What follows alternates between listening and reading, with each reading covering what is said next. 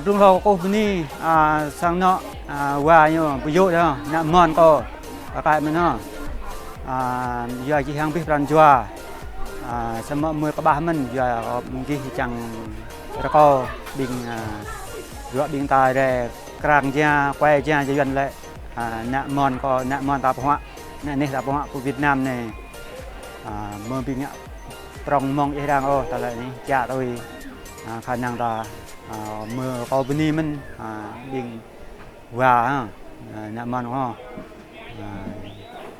giờ bình ý chăng quay chẳng ép cha nạ mòn nạ này ta giờ có bự thân bình ta hàเลยta đồng phục này bị thô chẳng bộ cha đã rúp bộ cha đã phim thôi nhưng nên coi có nhập cha có ni dòng nạ mòn có nè qua có cái mình cho bộ vô cha với nhau đây đến nay chính gọi nè sang nọ mới có nhập vô có ni tấm nhân là có nhập cha của ni có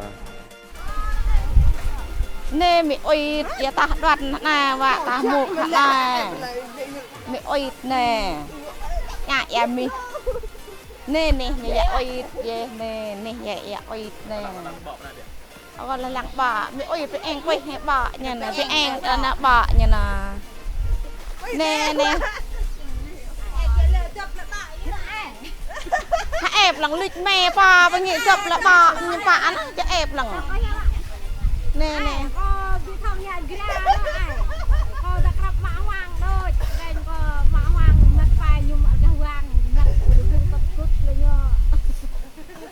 lệ mà thò ngại ra ấp mày ta có lịch lệ nhặng họ rơi nói cô nạ ta cô mòn ta cô tê ai ta dù có lịch lệ nói lệ bị thò từng nè mẹ cha mẹ chay nè về nè nè ép là ngoài vàng rồi về chạy rì để đồn chặt nó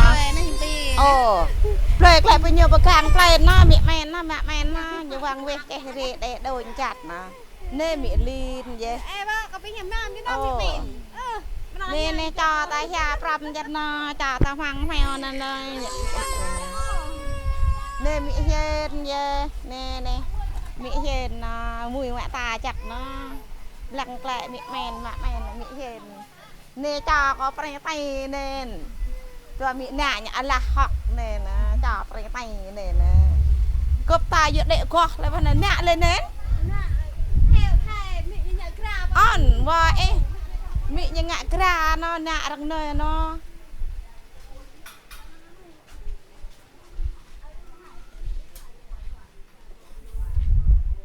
tao của mẹ của ma nhau ngạ kra cho chè là này ta tăng này nhập cổ thì để ta bị ta bạc ạch nó năn răng kra hắn ngạ kra hắn là mùi khà nần ngạ hắn nông này khà hắn nói bò nó cù răng kra tên là ép nó răng ngạ kra cho chè rồi ạch nó bỏ răng cô lì ngàn răng nhàm chó ạch mới khà em tự ra mầm tự ra quàm tự ra mặn của nó mịn mèn áp có tăng có nhập cái kết tầng mưa tầng lệ của trang nó cành mưa rẻ tầng tập lần và nó có bị mòn nợ nhập ở bên đi.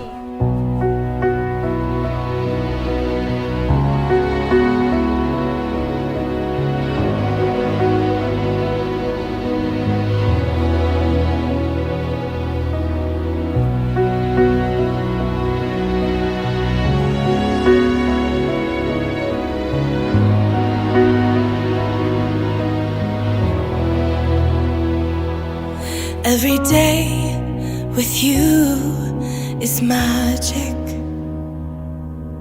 Every kiss is better than the last.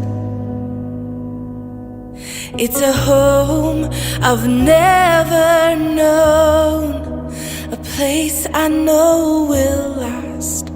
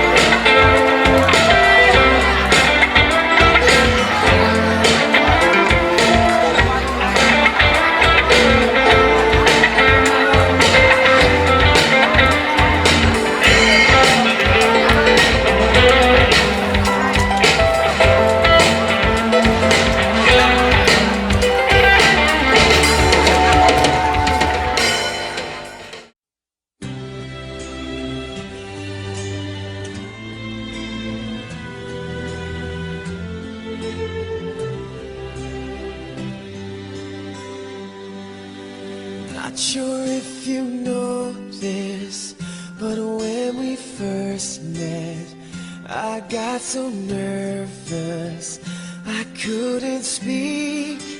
In that very moment, I found the one, and my life had found its missing piece.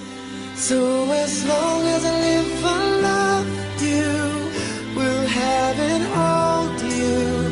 You look so beautiful in white, and from now to my very last breath, this day I'll cherish. You look so beautiful in white tonight.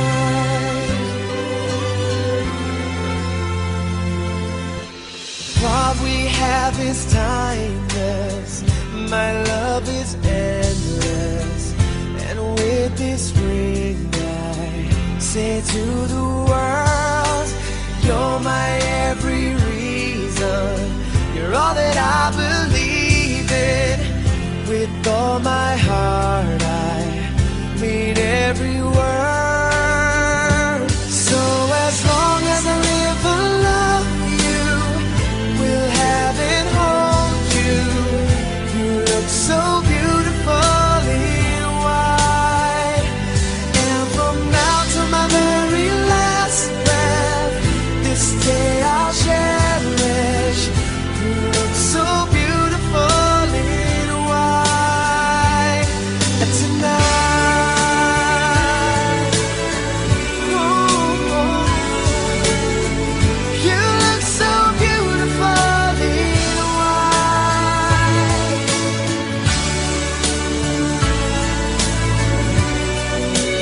Na, na, na, na. So beautiful in white tonight. And if a daughter is what our future holds, I hope she has your eyes, finds love like you and I did. Yeah, but when she falls in love, we'll let her go. And I'll walk her down the aisle. She looks so beautiful in white.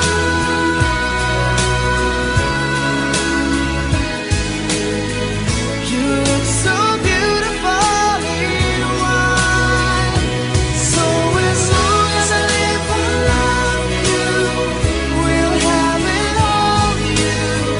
You look so beautiful in white, and from now to my very last breath, this day I'll cherish.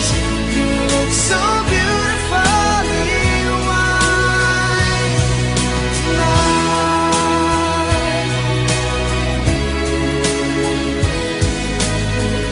You look so beautiful in white tonight.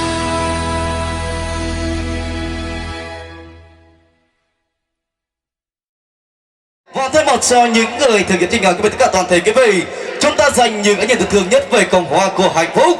Người bắt đầu bằng hai chữ tình yêu, và quyết dành một tràng pháo tay thật lớn cùng toàn đoàn Tôn Lăng và tất nhân lần nữa trân trọng kính mời. Hỡi em yêu, anh chỉ muốn nói một điều, lấy anh đi để thôi đường về cô liêu.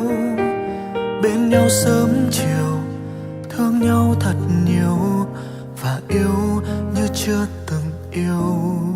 Hỡi anh yêu, em cũng muốn nói một lời, mình cưới nhà anh, bởi em chỉ cần anh thôi. Yêu anh mất rồi, chưa bao giờ nguôi, mình sinh ra để thành đôi.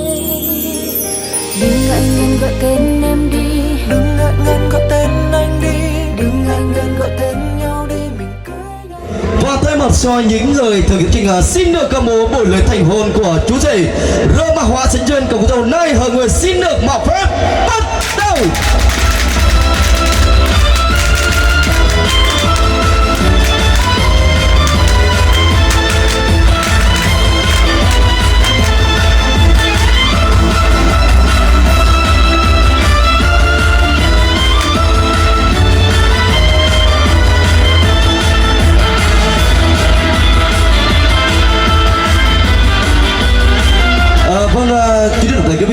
một số những người thực hiện kính mời tất cả toàn thể quý vị chúng ta cùng lắng lại trong ít phút và cứ mắc và chỉ có tình yêu cùng lắng nghe những lời tâm sự chia sẻ, những lời cảm của thành nhất đến từ phía đại diện gia đình họ nhà gái của chúng tôi. Trân trọng kính mời ông ạ.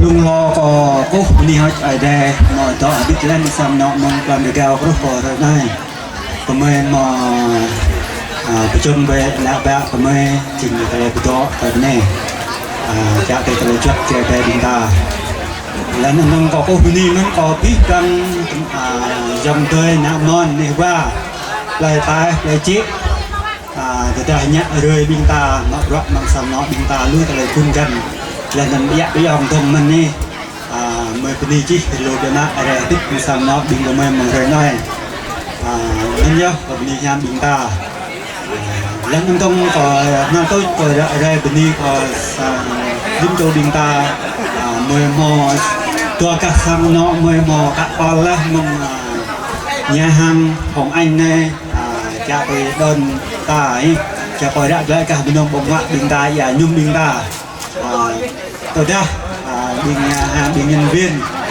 cho hết biên bôngอย่ายุ่งบินตามันก็บังตมปะแต่อย่าตมนึ่งนี่มวยบินบอก็chẳng ở cao lắm đâu rồi có biên ta phạm nhẹ mวยbiên máu chẳng biên ta bông gọt lê nhang gọt sam và ăn gọt lê làm tempat atau tempat kayak temen kalau ini yang tôi mengenai aktif sana mai untuk kita. Vâng, kính thưa quý vị thân mến, vừa rồi ta vừa lắng nghe những lời tâm sự chia sẻ, những lời cảm của thành nhất đến phía đại diện gia đình họ nhà gái của chúng tôi và những cái phát hiện cho rồi nhà trai có 100 câu được đáp kính mời và kính mời ông ạ.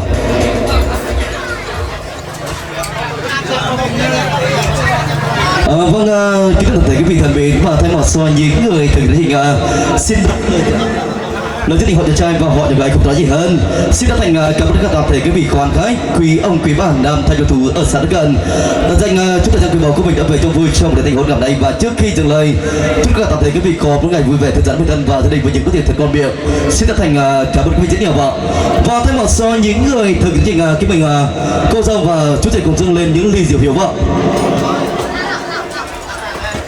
Vâng, kính mời cô dâu và chú rể cầm 2 ly rượu đầu tiên dâng lên bố mẹ của cô dâu, trân trọng kính mời.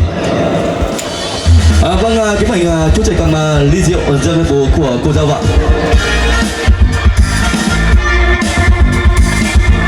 Vâng, kính mời hai bác nhận lấy 2 ly rượu từ hai con.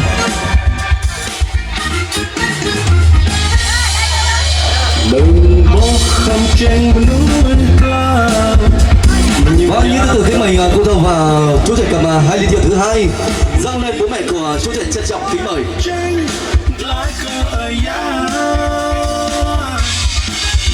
Bắt đầu dập dàng lên cha bị lấy khắp cả Amin Ama.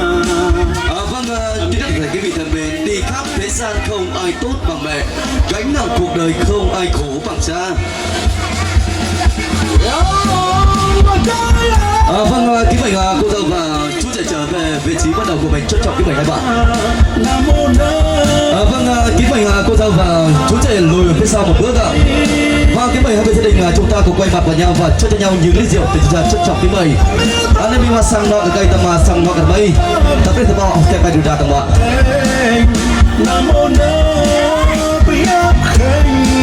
Và thay mặt những người thực hiện trước cho tình trạng của hai vị gia đình ngày càng kết quả biệt hơn nữa. Ở đây chúng ta sang nọ được ra mạng gan tầng bạn.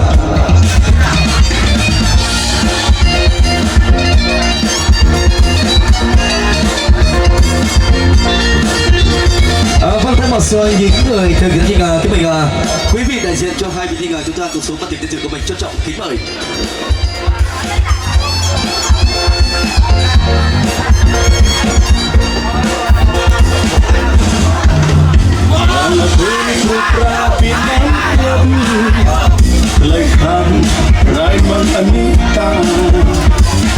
Vâng, kính mời cô dâu và chú rể bước sang tay phải 3 bước và cuộc đánh máy thư thế cùng nhau trên ngọn sấy bùi. Trước sự kiện toàn thể quý vị còn khách có mặt trong tiệc gặp đây trân trọng kính mời hai bạn. Sai thu anh sẽ mãi là chồng của em. Sai thu em sẽ mãi là vợ của anh. Hôn nhau đi em còn chờ gì? Hôn em đi anh còn chờ gì? Từ nay về sau mình chung bước đi. Sai thu anh yêu em hơn ngàn đắm say. Sai thu em yêu anh trong từng phút giây. Yêu nhau đến mai về sau. Bên nhau đến khi bạc đầu. Mình sẽ hạnh phúc dù ở nơi đâu.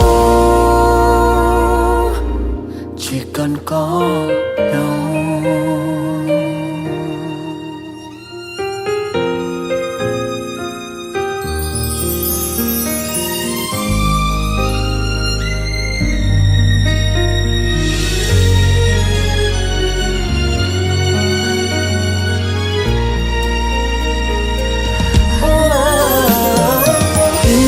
Gọi tên em đi, đừng ngại ngần gọi tên anh đi, đừng ngại ngần gọi tên nhau đi, mình cưới nhau đi. Chẳng chờ gì chồng ơi em đây, chẳng chờ gì vợ ơi anh đây. Ngày tuyệt vời nào hơn hôm nay mình cưới nhau ngay. Yes, I do, anh sẽ mãi là chồng của em. Yes, I do, em sẽ mãi là vợ của anh. Hôn nhau đi em còn chờ gì? Hôn em đi anh còn chờ gì? Từ nay về sau mình chung bước đi. Yes, I do, anh yêu em hơn ngàn đắm say. Yes, I do, em yêu anh trong từng phút giây. Yêu nhau đến mãi về sau. Bên nhau đến khi bạc đầu. Mình sẽ hạnh phúc dù ở nơi đâu. Chỉ cần có nhau.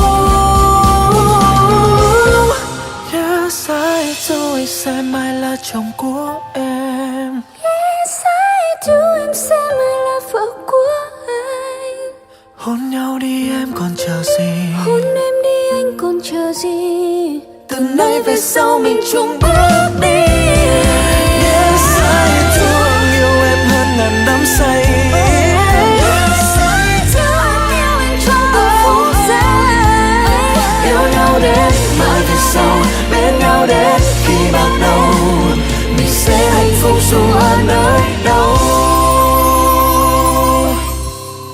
Chỉ cần có nhau.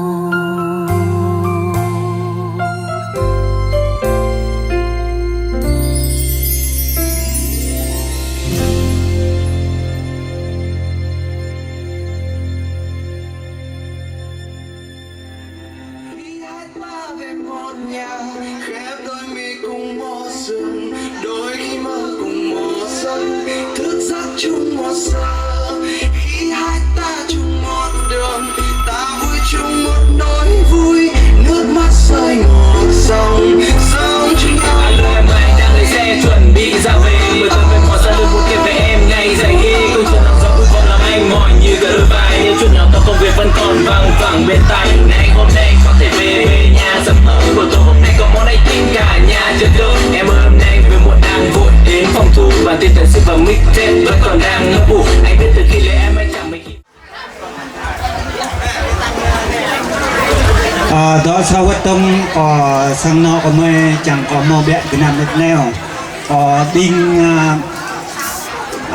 trong đinh gren ní nhà thiện gre bè ta nem nó ta bị mò biểu chong ta phải biểu chong ta mò biểu chạ cứ gắt ta thà cứ gắt mò que ta thà que nên ta bị mò cái ní thà mò đã bong thà bột để sơ cơi những mình phải chặt ta này ta bị mò que ta bị mò mình còn đã có lẽ ăn nó rừng na beli cờ lu đi đẹp này biết người mò biết thì nam tam đẹp nhau bằng một pha cha đi tua đông dầm lư tôi lư ra đi từ nắp nhà tới đây đi đẹp sông kho nè sang nọ có người mò biết thì nam đẹp nhau pha cha đi bố về về hả mò về đây về sang nọ đã mời teman ke mau re punya di ni dia. Nya ni hidup pelap tu kempoi di re.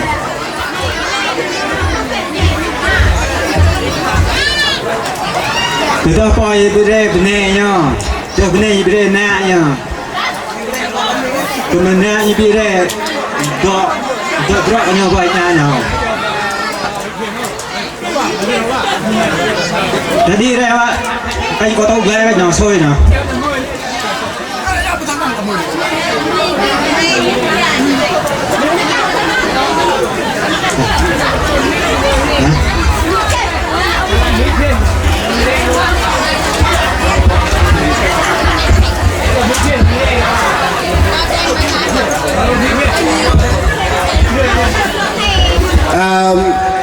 Nó granh là mười nhạc granh là nên nhờ sang nọ nhờ chỉ nhờ mà sang bốc granh cho mày chẳng chấp đúng không ta đấy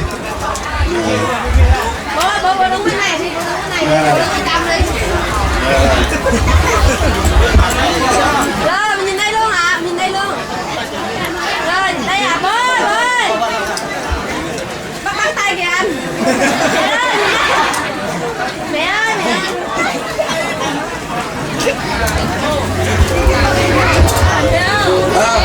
kamu ni ya le grang ada berarti kan dah nyak grang lo ha kata ha nyapa ya beni sang no ya ប្រកបមីភេឌីរណាប្រកបបិរេឌីបឡាប្រេតតៃតៃក៏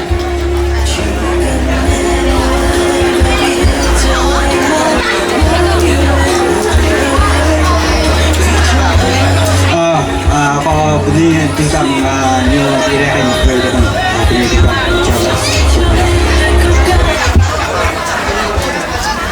Vâng, kính thưa quý vị thân mến, giây phút mặt do những người từ hình xin phép được tất cả toàn thể quý vị còn phải có mặt trong một trường gặp này. Quý vị có một ý kiến là một tình yêu còn cao nhất mà cô tôi sẽ dành cho nhau được hôn không ạ? Quý vị có đồng ý không ạ? Nếu đồng ý cho một tràng vỗ tay thật lớn đó. Vâng, kính mời cô dâu và chú rể quay mặt vào nhau ạ. Vâng, cho phép em xin một bó hoa. Vâng, kính mời cô dâu và chú rể quay mặt vào nhau ạ. Vâng, kính mời cô dâu đặt được bờ vai của chú rể, còn chú rể ôm một eo của cô dâu ạ. Và khi nào chúng ta đếm từ 1 đến 3 thì mới được hôn nhá.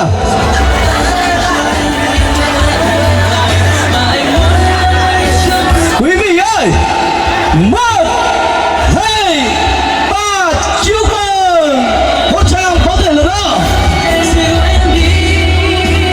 Vâng, thay mặt những người từ những cái mình cô dâu và chú rể cũng như trong thân phù mẫu của hai bên gia đình, chúng ta đã xuống từng mặt một để nghe những lời cầu chúc thương và chúng tôi được đẹp lần lượt trân trọng kính mời.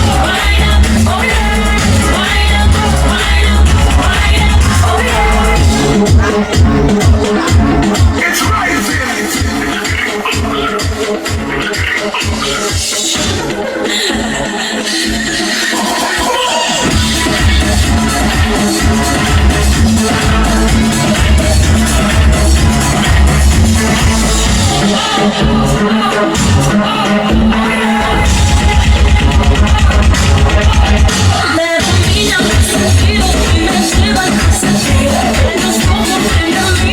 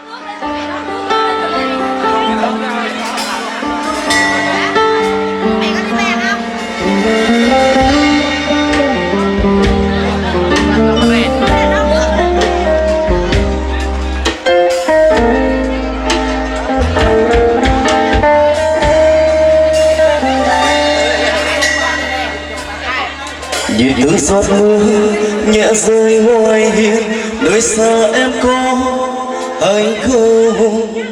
Chân trời kia mờ trong màn sương, chờ đợi em sẽ quay về. Con đường xưa giờ đây ngơ ngát, ngập đời tuyết rơi giá lạnh. Tìm về đâu ngày xưa, loay hoay trong nỗi bơ vơ. Một lần thôi thời gian trở lại, mình sẽ không chia lối đi. Đôi bàn tay xin đan vào nhau, nhẹ nhàng ve vuốt vai mềm. Nơi bình yên chẳng còn hoang vắng, chẳng còn tiếng thương mơ hồ. Và trong cơn mộng kia yên lặng khi bóng đêm về. Dù là cơn mưa bão giá, dù đời chờ là đời gió xa, dù tình chỉ là mong mỏi, bờ môi còn cao khát chờ. Đây người tình cầm tay anh nhé, dù đời này bao nhiêu mong sao, để được nằm kề bên em. Mưa sẽ thôi rơi, con đường xưa cũ êm đềm.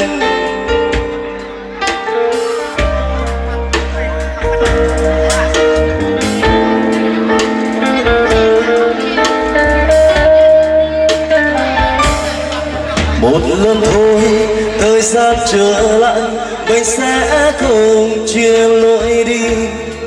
Đôi bàn tay xin đan vào nhau, nhẹ nhàng ve vuốt vai mềm.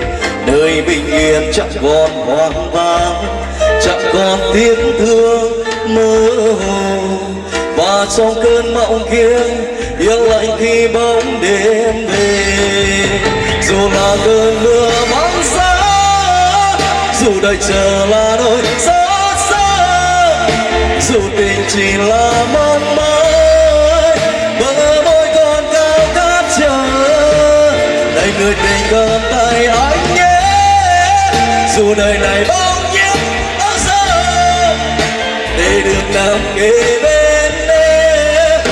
Mưa sẽ thôi rơi, con đường xưa cũ êm đềm.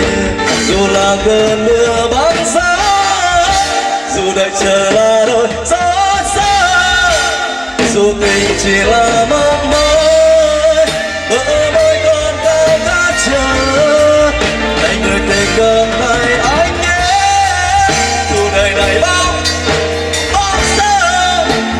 đường nằm kề bên mưa sẽ thôi rơi con đường xưa cũ êm đềm.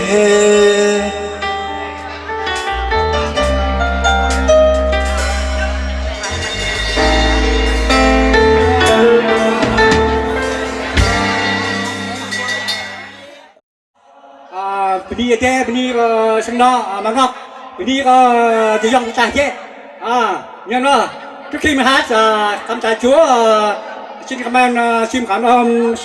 ơn anh em xa tuần xin cảm ơn chi đội ban nhạc xin cảm ơn bản chúc mừng 200 năm hạnh phúc cho họ khoai giang Giêsu chẳng ta bây giờ là chơi chan ra chẳng đã dễ ha chấm nhâm đó đi dài nữa.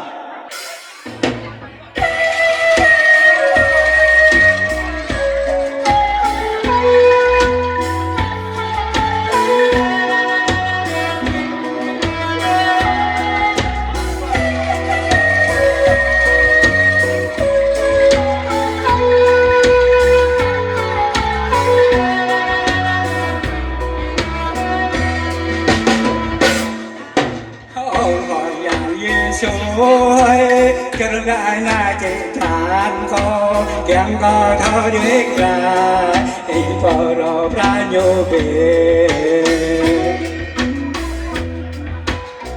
sa ra tàu bò đi nhau đôi đã sa ra tàu bò ghé đôi dây ya khóc lấy xa đôi đòn với nam mô tì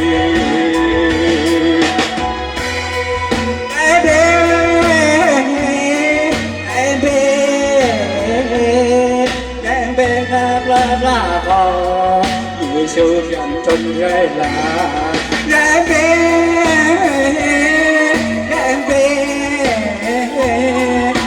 bé nam là có Giêsu dòng trong rơi là họ biết tòng dòng trời hơi nằm bên bàn trời có ba chắc lá sò ngặt rằng chơi rơ mình cơ răng rê lời sò khi nhạc giá bơ thò rằm mơ cơ chấp ra cho đi cả ràng có thò rằm em đi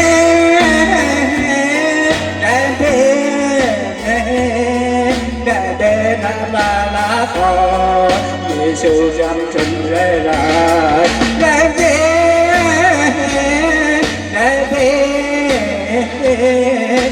bé là lá cò Giêsu dòng chân rơi lại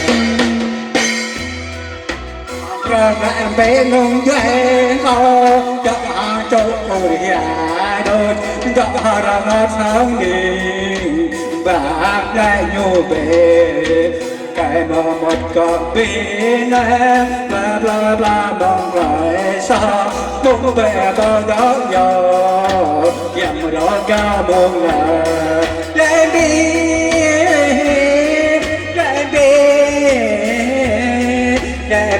bla bla bla Giêsu trong cơn rơi lại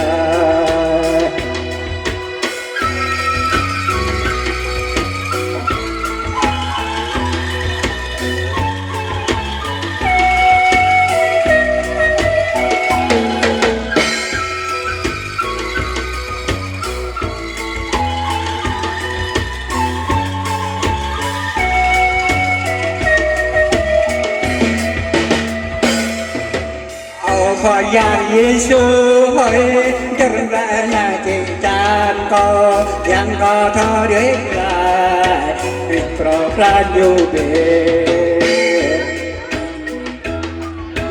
đó sa ra tàu bò đi nhau đôi đó sa ra tàu bò lại đôi dây ya khóc lấy xa đôi đòn với nam mô tì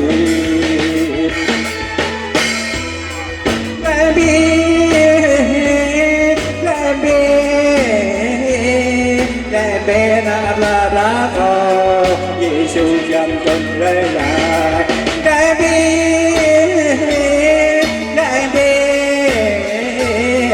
em bé bên là lá cờ Giêsu chấm tình là mình đang dòng cây hơi nằm mình pram chân đại có cái ra cái sao nhặt pram cho mình chân đen lại sao khi nhặt giang đô thọ rạp ô chặt pram cho đến kỳ cả hàng phong tàu rồng đại bi đại bên là cờ Giêsu chân tình là đại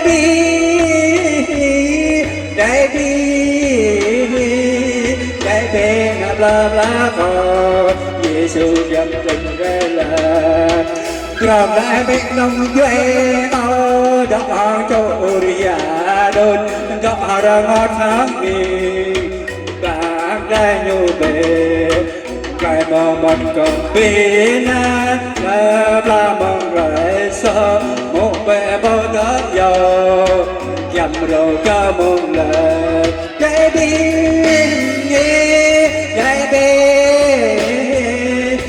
bê là lá cờ Giêsu chân tình là cái bê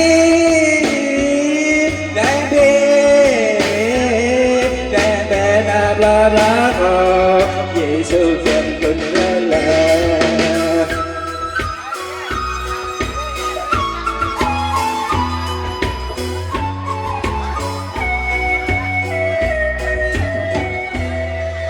xin cảm ơn chúc mừng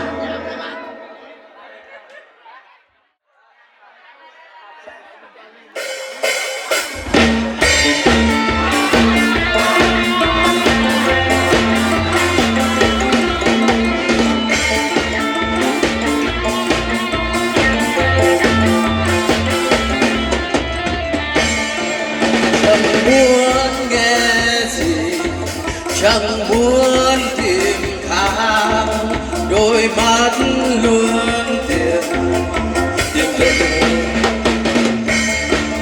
người nhớ môi người như nụ hồng người khóc trong lòng rồi tìm lại đi hãy tìm lại trong mỗi người để ta không thấy ta như lúc này hương sao quá dài rồi ta mệt nhoài vì ta không được bên nhau nữa tìm lại đi hãy tìm lại trong mỗi người để ta không thấy ta như lúc này hương sao quá dài rồi ta mệt nhoài vì ta không được bên nhau nữa rồi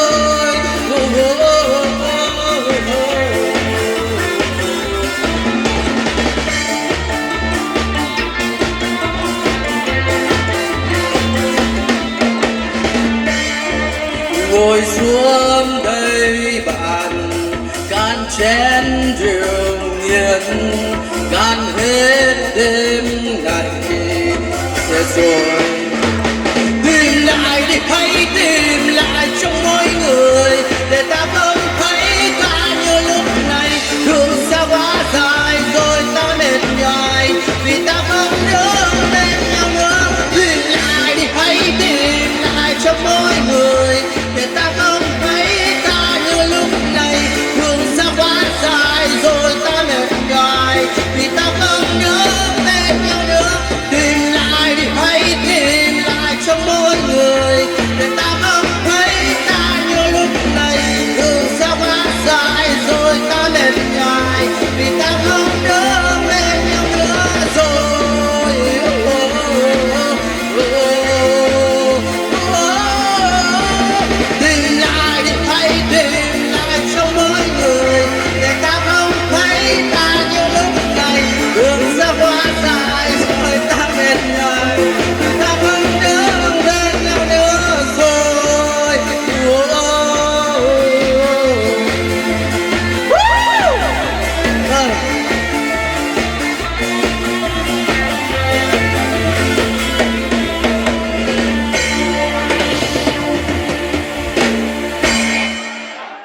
Vâng, thay mặt những người từ chương trình xin cảm ơn lời ca tiếng hát và đến nhiều với ca khúc Tìm Lại.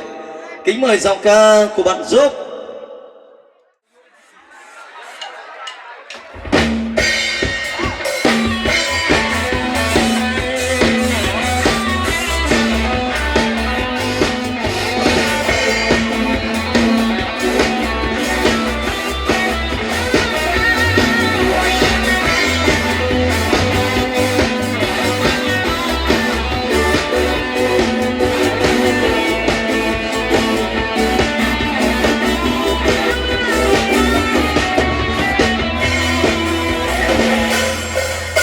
Bao lần tôi tìm về kỷ niệm năm xưa, cuộc tình thơ ấu đầu tiên của tôi. Em có hay lên tình yêu tôi vẫn luôn mong chờ là sao em vẫn cứ đã bao lần em vội vàng mình làm ngơ nào hay biết lòng tôi tái khơi. Câu nói yêu em khi xưa hãy ân hồn giờ như năm gần yêu xưa giờ như vẽ xa, còn trong tim tôi cay đắng hơn ngày. Lời yêu xưa đã vội quá lãng quên hết thời gian, tình yêu em nên tình tôi đã ta. Người đã xa đi quên một lời thề, người đã xa đi không thể xa từ. Ai cướp đi trái tim cô đơn mỗi đêm, một người xưa nhưng giờ đây hết rồi. Người đã xa tôi không một lời chào, người đã xa đi không thể xa từ. Ai cướp đi trái tim một cô đơn mỗi đêm, một người xưa nhưng giờ đây hết rồi. Nỗi lòng chưa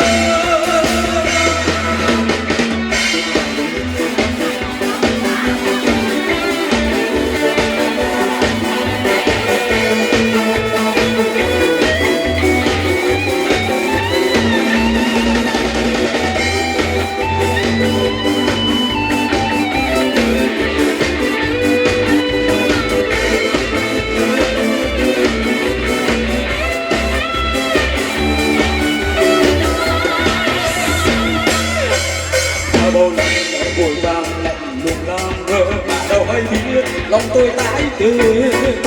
Câu nói yêu em về chỉ sự thấy ân hồn giờ nghe như đang gây lời đồn. Tình xưa giờ như vẽ sao, còn trong tim không cay đắng đơn này.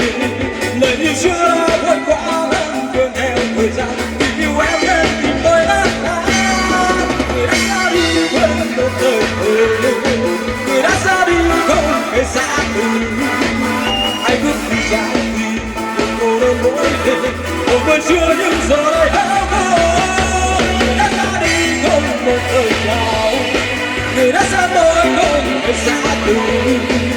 Ai cướp đi trái tim một cô đơn mỗi đêm, một người xưa nhưng giờ đây hết rồi. Người đã xa đi không một lời chào, người đã xa đi không thể xa từ. Ai cướp đi trái tim một cô đơn mỗi đêm, một môi xưa nhưng giờ đây hết rồi. Người đã xa tôi không một lời chào, người đã xa đi không thể xa từ. Ai cướp đi trái tim một cô đơn mỗi đêm, một môi xưa nhưng giờ đây hết rồi.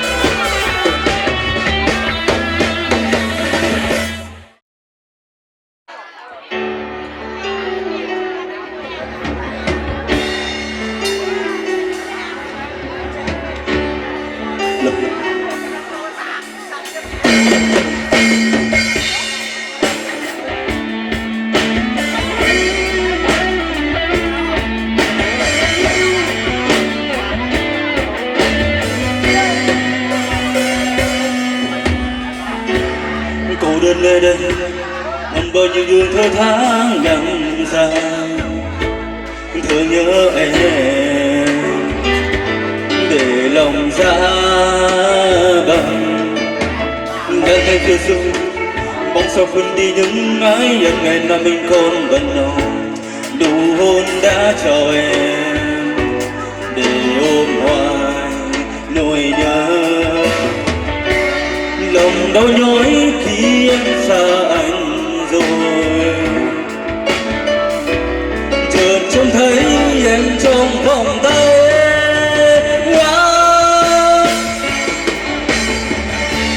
đã biết sẽ có lúc mất mãi tin luôn là người đã đâu hình ảnh bơ vơ nơi này, nhưng anh vẫn mong vẫn nhớ về hôn say nằm say mà ta đã cho nhau. Đã biết sẽ có lúc mất mãi tin vui vì người đã xa mãi ra đi không quay về. Anh mong chờ em từng giây phút, nhưng em rời xa và đã mãi mãi không trở lại.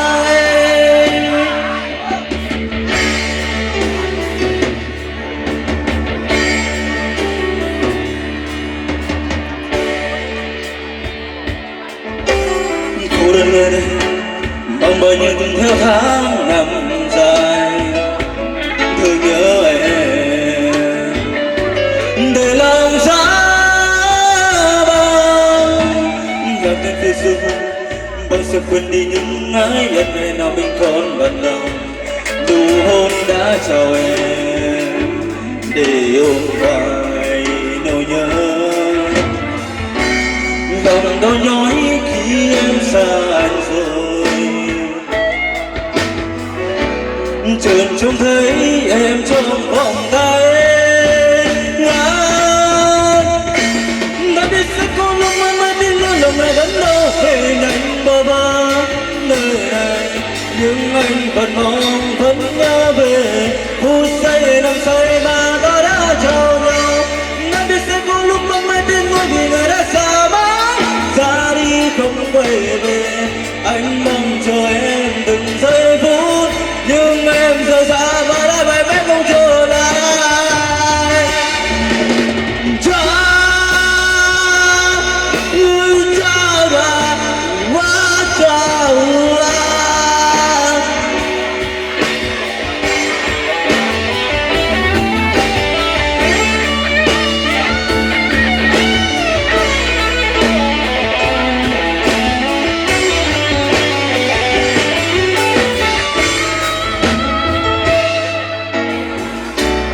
lòng đau nhói khi em xa anh rồi,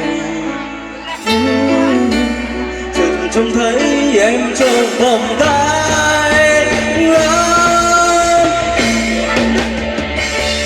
Đã biết sẽ có lúc vẫn mãi tin luôn là người đã đâu hình ảnh bơ vơ nơi này, nhưng anh vẫn mong vẫn nhớ về phút giây nằm say và ta đã chào nhau. Đã biết sẽ có lúc mất mãi tin vui vì người đã xa mãi ra đi không quay về. Anh mong chờ em từng giây phút.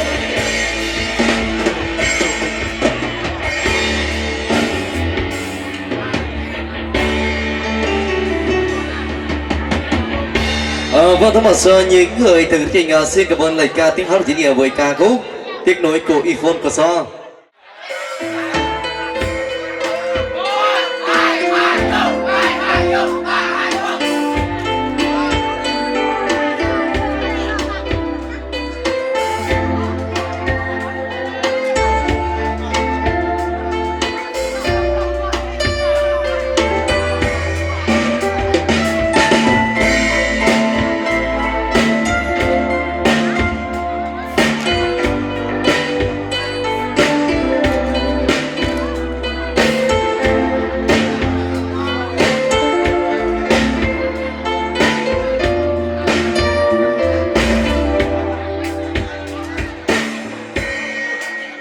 nặng như một đóa hồng phấn hương sắc theo họ theo những ngày sau. Cuộc tình đi qua trông em bằng bao tiếng nỗi trái tim vỡ tan, nhặt lại từng cánh rụng rời. Nắng vẫn xót xa cho chính đời mình, vì người em yêu đã nói dung nhan tuyệt vời nhất thế gian là em. Khi em như quá nhạt màu, anh quên khi ta có nhau, những phút ân ái lần đầu cho tim càng thêm dưới chân nàng, lời ca tuổi xuân rơi theo môi tình, sương rơi trên cánh mùa, hãy nước mắt em ướt trong mộng tình sẽ đến một lần, bên em sẽ thôi nhớ mong cánh hoa tàn dưới chân nàng, lời ca tuổi xuân rơi theo môi tình, nàng khóc cho mình.